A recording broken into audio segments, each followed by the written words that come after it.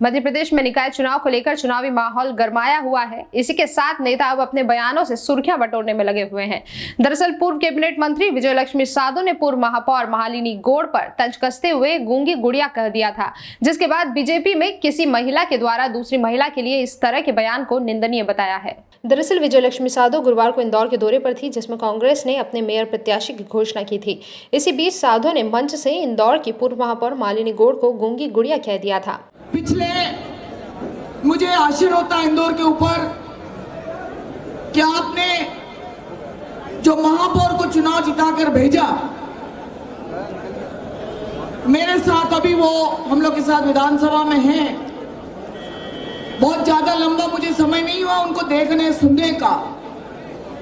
इंदौर जैसी आर्थिक राजधानी में विधायक बनना, महापौर बनना और इंदौर की बातें विधानसभा में नहीं रखना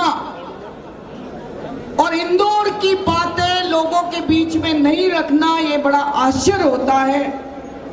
और एक गूंगी गुड़िया को आपने विधायक और महापौर के रूप में रखा है, ये मुझे इंदौर की जनता के ऊपर तरस आता है कि आपने कैसे व्यक्तित्व को इंदौर की बागडोर संभालने को दी है।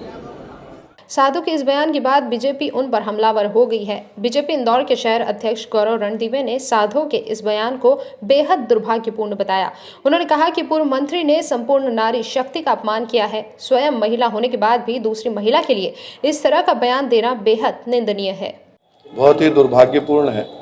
एक महिला द्वारा एक महिला का ऐसा अपमान, ये बहुत दुर्भाग्यपूर्ण है। कांग्रेस को और विजय लक्ष्मी साधो जी को इसके लिए क्षमा मांगना चाहिए। महिलाओं, ये इंदौर है, महाहिल्या की नगरी है।